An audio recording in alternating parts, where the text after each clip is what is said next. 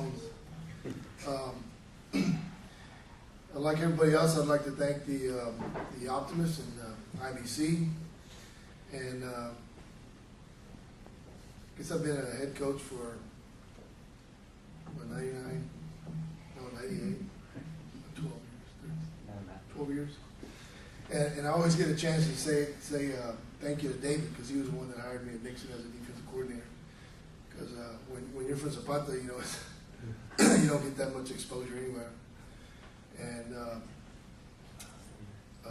he hired me when I was 27 years old, and that was pretty good. I'd like to introduce our coordinators, our defensive coordinator, first assistant, Danny Martinez.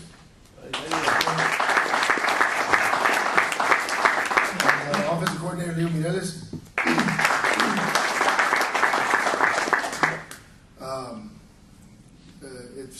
It's a lot of fun. Coaching with Danny has been a great privilege, because he played ball at Zapata with my brother, and they were good friends, and we were always good friends over there. And when I was coaching at Nixon with David, we started the 4-3 back in 1995. It was the first time that we ran the 4-3.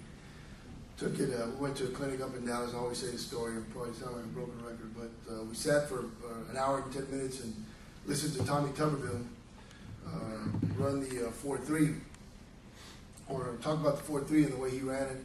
In an hour and 10 minutes, we learned the entire 4-3. I went from Dallas to Nixon, and we just put it together. And it was Gary Hargens and Jim Bradford and Pete Trevino and Paulie Vada and myself, and of course the head coach always gets involved there. He says, head in there, and no, don't do it that way, do it this way, and this and that. But we cussed and discussed for hours at a time, and put it together in 1995.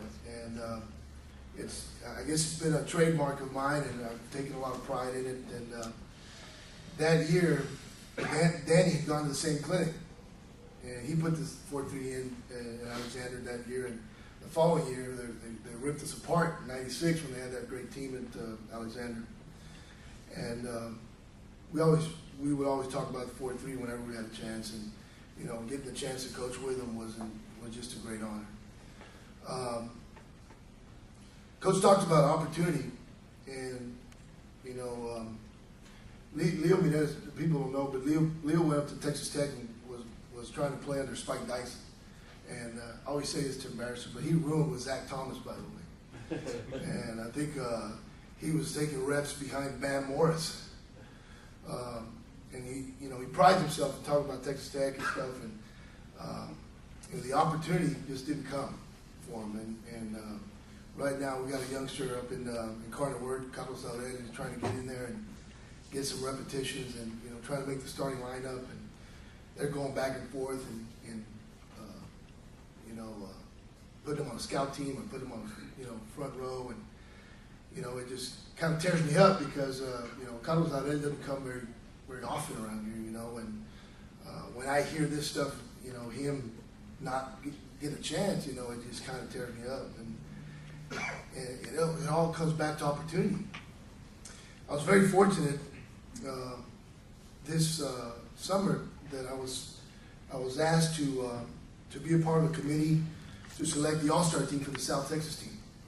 The South All-Stars are the Texas High School Association.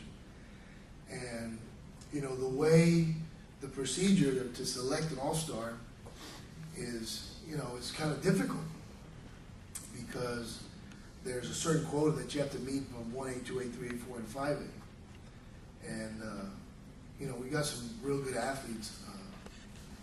And also, after being a committee member, we also go and you go to the game, you go to the practices for the whole week, it was fun, but it was torture, because I'd stayed there for 7 days or 6, 7 days. But anyway, looking at the linemen that were playing there, and I just felt, man, we've got a lot of kids on the radio that can outplay any of these guys. It was, so I come to the coaches and I say, hey guys, y'all need to nominate your guys, because we didn't nominate very many Laredo kids. And when you're on the committee, you can't nominate your own kids, by the way. So That was hard, but you know, we didn't get to nominate, you know, Travion Johnson and Mr. Washington over in Del Rio. And, you know, that was real, you know, it was real hard. And it all comes back to opportunity. You know, we got to give our kids opportunity, you know, to get there. So we need to I think as coaches need to do a better job of getting those kids out there. You know, a lot of times we say, nah, because, you know, our kids, you know, those guys are D1 guys. You know, it doesn't matter. You know, you need to throw their names out there, throw their names in the hat, and let's see what can happen, you know.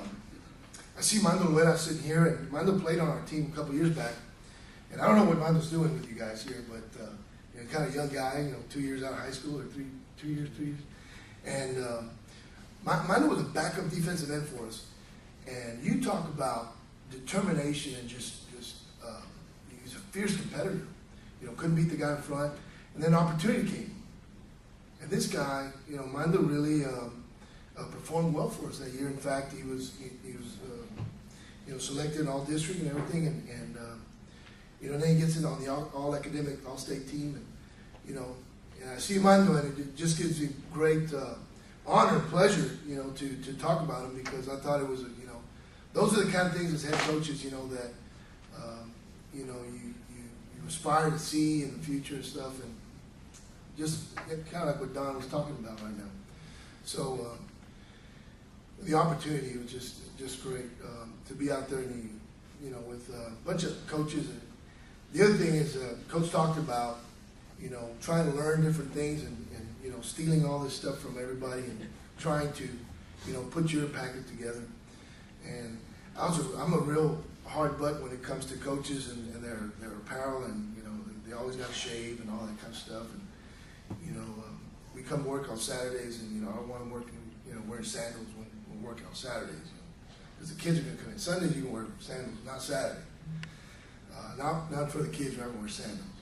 Well, I'll go to the All-Star game, and here's a, you know, 2-time state championship staff from Tatum High School. You know, Coach Andy Evans and his staff. And, you know, we're gonna meet the kids, and I'm wearing all sharp. You know, here's the All-Star team from South Texas coming in. And I guarantee you, every single coach on our staff has sandals on. It's like, shit, you know, it's sloppy. But they're great coaches, you know. And then once I got to know them, you know, they're great guys, and you know, it just kind of put things in perspective for me. So. So they can wear sandals now? So now the coaches can wear sandals. No, but that was a Sunday, that's why. Jesus, I think they wear sandals. It was a Sunday, It was a Sunday, that's why. Yeah, Jesus wore sandals.